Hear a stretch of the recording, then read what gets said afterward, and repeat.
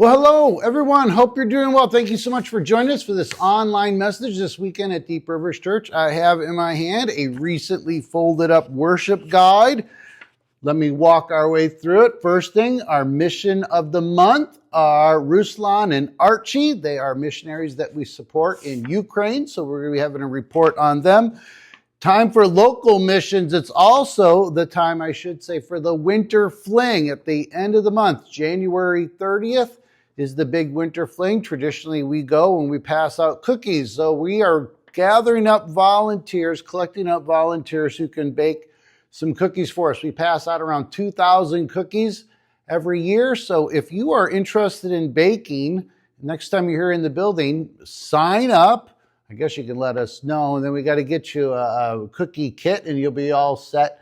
This coming Saturday morning is our Vision and Values breakfast. Saturday morning, 9 a.m. If you serve at the church, we really desire you to be here. If you are interested in learning how to serve at the church, we really desire for you to be here because you can learn about all those opportunities a little bit better. And so it's just a great time. Be aware, we're doing our daily videos. They come out most every day, Monday through Friday, sometimes a Saturday, on the presence of God. So if we don't have your email, let us know and we'll get you this. Chances are we do have your email if you're watching this, but let us know. We'd love to send you a link to that every day. Monday night, tomorrow night, if you're watching this on Sunday, our Equip classes start up again. We're going to be talking about taking next steps, the pursuit of great things in our Christian walk. It's easy to kind of plateau. It's kind of easy to put yourself on cruise control in our Christian faith. We don't want to do that. So we're going to talk about how we can take next steps and go into greater depths in our Christian walk. So those are kind of the highlights of what's going on. We also have a parable of the week. And yeah. Lots going on. All right. We're doing a sermon series on stewardship. Last week we talked about stewarding our time. How do we spend our time? This week we're going to talk about something else. How do we steward our memories? Now I want you to think about this. Let's say you are given the responsibility to clean out your parents' or your grandparents' attic, and you're going through all their stuff, decades of stuff.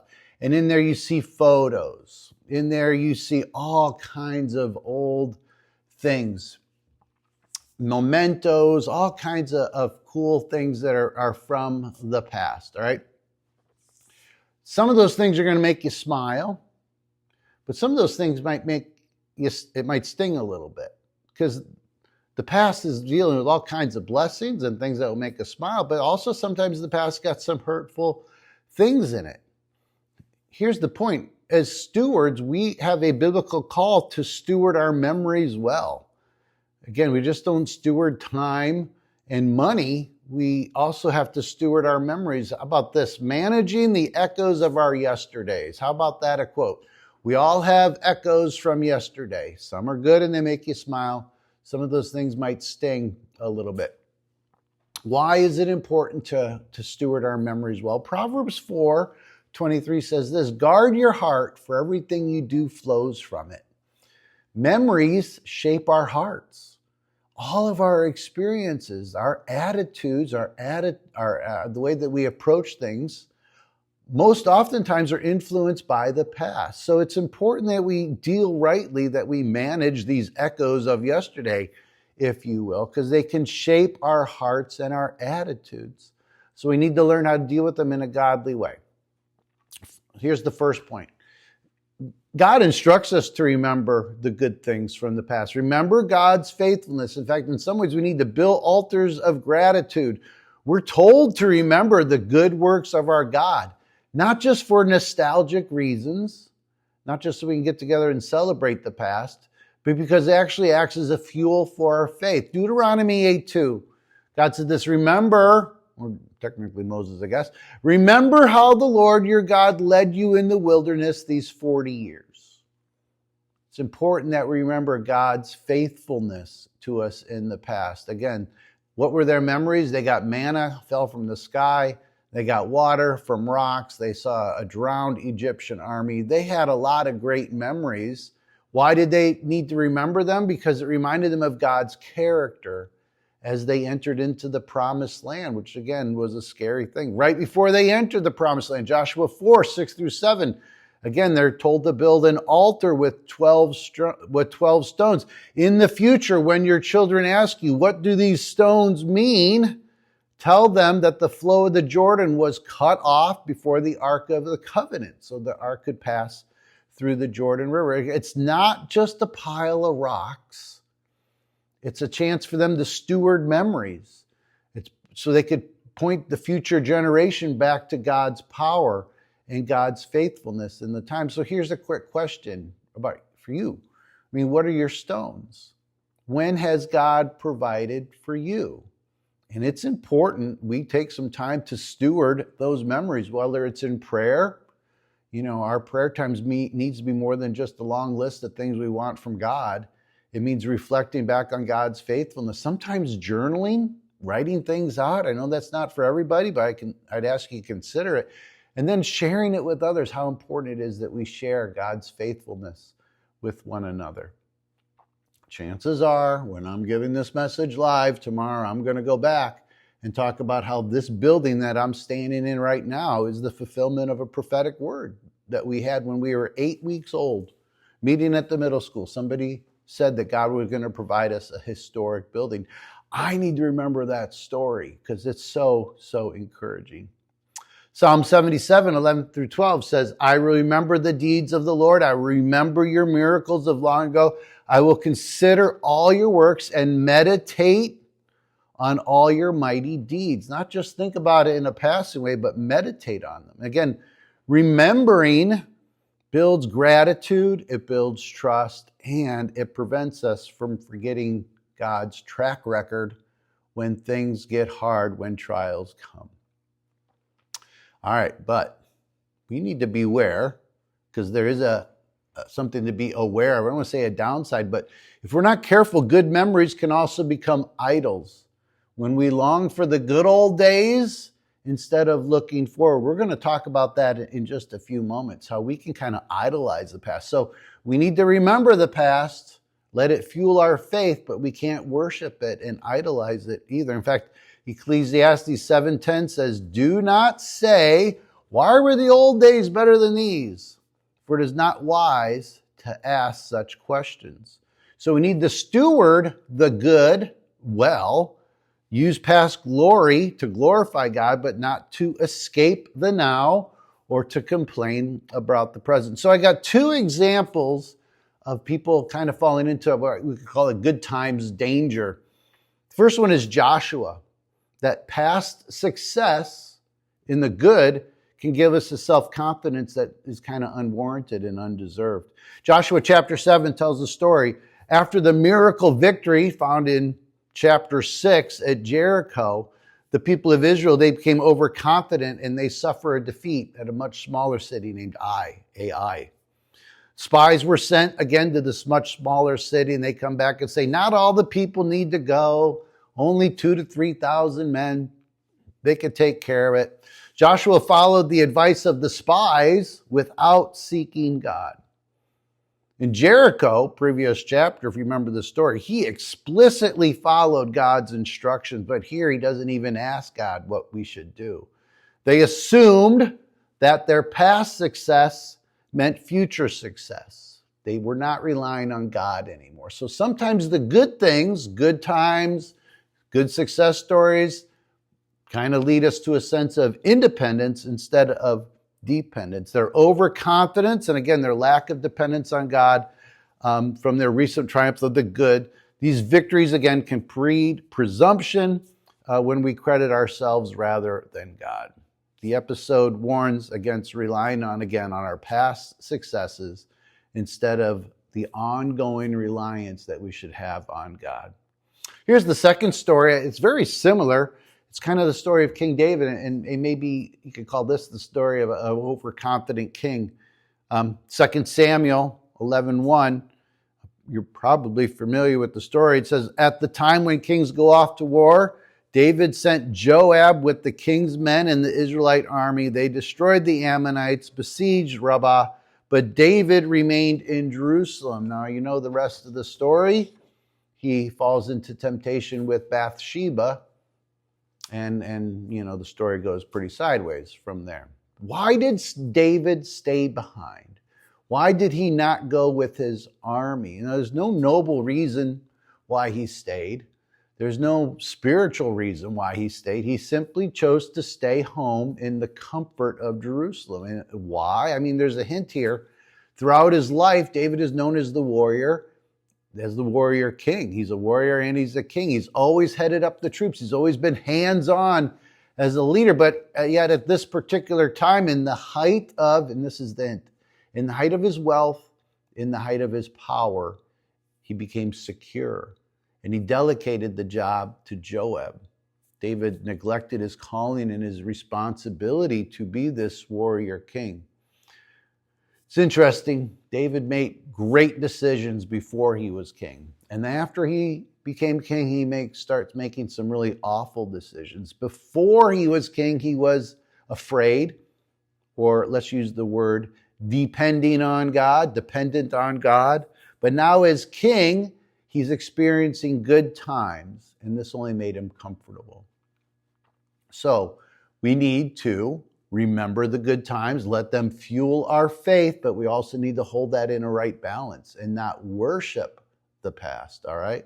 Let me give you a side note on this. Having a kind of a tainted view of the past, we see only the good. I'm going to read a couple of examples, and they sound kind of silly, but bear me out. Israel, in Exodus 16, 2-3 says this: "If only we had died by the Lord's hand in Egypt. There we sat around pots of meat and ate all the food we wanted. But you brought us out here to the desert to starve." Here they are. They are idolizing the food of Egypt while forgetting that they're in oppression. Now, oppression is kind of a nicer way of saying slavery. They are a free people, and they are depending on God, and they are sitting around longing for the days when they had better food back in Egypt. Or we sat around pots of meat. We ate all the food we wanted. Never mind that they were slaves. They're looking back at the past, and they're only seeing the good. They're not seeing the bigger picture. Numbers 11, 4-6. They said the same thing, basically. If only we had meat. We remember the fish we ate in Egypt at no cost, the cucumbers, melons, leeks, onions, and garlic. But now we have lost our appetite. We never see anything but this manna. They had a dissatisfaction with God's daily provision, led them to envying, again, the food that they had in Egypt, ignoring their former bondage. These two instances show an unhealthy envy or selectively remembering only the good parts of the past while forgetting the bad and their miraculous deliverance and even their current provision that they are enjoying. Grumbling reflected unbelief, ingratitude, and a rejection of God's plan. So again, Ecclesiastes 7:10, "Do not say, 'Why were the old days better than these?' It is not wise to ask such questions." Again, the Israelites' longing for Egypt shows this folly. Idolizing the past hindered their faith and obedience. God calls for us to trust in his present provision and his future promises. So we need to remember the past, God's faithfulness to us. Again, it is fuel for faith. It reminds us of his track record when things get hard, but we can't idolize the past. It's so easy for them to do, to see it inaccurately, and then just to kind of go back and long for it. Again, Israel fell into this again. Have you ever felt like the future will never be as good as the past? Have you ever felt like that? You look back and you think, man, things were so good. The future is never going to live up to the past. Well, it happened to Israel, and it can easily happen to us. In fact, you can see in Haggai chapter 2 and Ezra chapter 3, after the Babylonian exile, the people return back to Jerusalem, and they are starting to rebuild the temple and the foundation is laid and there's great joy until some of the older people saw the new foundation. And instead of feeling joyful, they wept. They looked at the new foundation and it was smaller than the old temple. And they figured it was not going to be as glorious as the old temple. In fact, Ezra says there were sounds of both joy and weeping that were heard from far away, creating a discouraging atmosphere. Imagine the unity of the people and how hard it would be when half of you are happy that the new temple foundation's laid and the other half are sad just because it's not going to be as grand as the old one. Again, the people, specifically the elders, were comparing the old with the new. It led to discouragement. It led to apathy and actually led to delayed progress of building the temple. So God responds in Haggai chapter 2, verses 4 through 9. He says this, "Be strong, for I am with you. My spirit remains among you." That's a key phrase. "Do not fear." And then get this. "The glory of this present house will be greater than the glory of the former house." He's saying, yeah, Solomon's temple was great, but this new temple, the glory of this new yet unbuilt temple will be greater than the glory of the old. God redirects their focus. Again, the new temple's glory would not come from all the gold, ornate designs of it, decorations of it, or the size, but it will come from God's presence. "My spirit remains among you." But this future promise, "The glory of this house will be greater than the glory of the former." And again, ultimately, it's a reference to Jesus, the Messiah, who actually entered into physically this second temple. Again, it's just a warning for us all to be aware of almost an unhealthy fixation on the good old days and then being discouraged by comparison to the past, while calling us to a faithful obedience in the present, trusting in His promise for our future glory. Rick Warren tells a story about a rolled up scroll. He's a very influential pastor out in California. Wrote a couple books that sold 30 million copies, the purpose-driven life stuff. And I think he said this in response to being asked to do a prayer at one of the presidential inaugurations. Somebody asked him, "Did you ever think you'd be doing a prayer at a presidential inauguration?" He said, "I never would ever dream about it." And he said this, "I tend to look at my life like a scroll, a big long piece of paper that's rolled up on each end. And it's rolled up on this end, that's the past. That's the story that's already been had, the story that's already been read. And the unread part is still here. So there's only part of it that's visible, and that's the now part." And I try to remember that sometimes. We are only responsible for what we see in the now. We're not responsible for the past. We can't go back and change it. We can't worship it. We don't know what's going to happen in the future, so we shouldn't worry about that and maybe even be careful about making too many plans. We just need to be responsible. How responsible are we being now with what we know?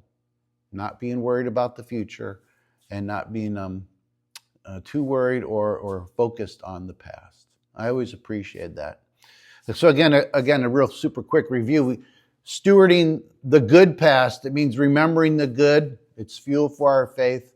It's not relying on the good, much like David and Joshua did. And again, we need to be careful not to worship the good of the past.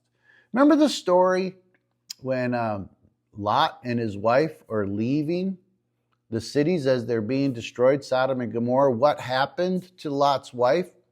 Scripture says she turned into a pillar of salt. Why? Because she looked back. She looked back. She was longing for the life that she was going to leave.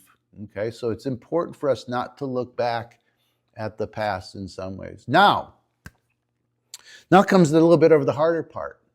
We need to steward the good things of the past well, but we also need to learn to steward the so-called bad part of our past. We need to, how about this phrase, release the burdens of the past. We need to pursue forgiveness and forgetting. Now that word pursue is the key word there. We need to pursue it. We need to go after it with some intentionality. Scripture says good stewardship means releasing the chains of the past. That's the heaviness of the past. Think about chains as just a heavy thing. No one wants to run around in chains all day. That's a heaviness. So we need to release the change, the heaviness of the past. But we also need to be released from the arrows. Now, arrow hits you, it causes pain. So our memories can leave us with a sense of heaviness, guilt, or whatever it is. And then pain, just hurtful things have happened. But we need to be able to pursue forgiveness and even forgetting in both of these things. Holding on to grudges, regrets, and failures, that might be things that we've done, our own regrets, our own failures. It dishonors the stewardship that God has entrusted to us. That's why I think Philippians 3, 13 through 14, you probably knew we were going to go here. One thing I do, forgetting what is behind and straining toward what is ahead, I press on toward the goal to win the prize to which God has called me. That's what Paul said. Paul could have been crippled by his guilt of all the things that he had done. Instead, he says he forgets not even the bad things that he did, all the so-called good things he had done to try to earn God's favor, his accomplishments and his failures, he forgets. Now, he's not erasing history, but he's refusing to let it define him. And this is godly stewardship, releasing what hinders our race, getting rid of the things that bog us down. Again, Isaiah 43, 18 through 19, forget the former things, do not dwell on the past. See, I am doing a new thing. Now it springs up in you. Do you not perceive it? Being a good steward of the past, the good, but also being a good steward of the hard things that have happened. So it gets more specific. What about memories of harm that have been done to us? People have done harmful things to us. There's no getting around it. Well, Matthew 6, Jesus says some pretty straightforward things. He says, for if you forgive other people when they sin against you, your heavenly Father will also forgive. But if you do not forgive others their sin, your Father will not forgive your sins. Stewardship means forgiving as we've been forgiven. Think about Matthew 18 and the parable of the unforgiving servant. We have been forgiven much. We're not so good at seeing our own stuff and what we've been forgiven. We're very good at seeing what other people have done to us. But we need to forgive. It doesn't mean pretending that the pain didn't happen. We're not saying ignore it. It means at least these three things. First off, taking your pain to Jesus and acknowledging the wrong that was done. Something significant happens when we just acknowledge what had happened in the past. Take it to Jesus and say, hey, this really hurt when this person did that. And just take it to Jesus. It's entrusting the justice to God. Whatever sin is done against you is offense ultimately against God and not just you. And allowing his healing to rewrite your story, to rewrite your narrative. We need to seek God's healing in these hard things that have happened to us.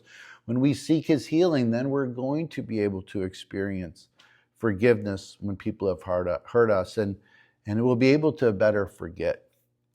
The last point is that we need to redeem the memories that we have for hope. And the past can actually propel us forward. Biblical stewardship can transform even difficult memories into tools that can be used for hope and growth. In the midst of Jerusalem's ruins, Jeremiah wrote this in Lamentations 3, yet this I call to mind, and therefore I have hope. Because of the Lord's great love, we are not consumed. For his compassions never fail. They are new every morning. Great is your faithfulness. He calls to mind God's character. Yet, he says, yet is a big word there. There's a pivot there. I'm not going to complain. I'm not going to focus yet. I'm going to pivot. I will call to mind. I will remember, and therefore I will have hope. Call to mind God's character, not just the devastation, but he's turning the memory of God's character in the past into a lifeline, for his faithfulness is new every morning. So the questions I think it's worth pondering today. What are your remembrance stones? I kind of asked that earlier. the people were told to build an altar to remember God's faithfulness to him. It wasn't just a pile of stones. It was something used to help them remember. Where and how can you ponder God's faithfulness in the past? And how can you share that? How can you ponder it? And how can you share that with other people? These next two questions. Where do you hold on to the good past in unhealthy ways? We've all had a lot of great things. I hope that we've all had a lot of great experiences and great things. And it's easy to go, man, I wish it was like it was back then. It's real hard sometimes to let go of the good things of the past. Where are you holding on to the good in unhealthy ways?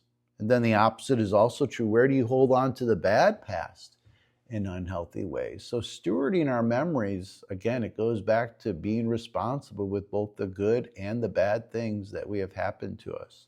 So yeah, I think this is a pretty challenging stuff. So again, thank you so much for joining us. Take care. God bless.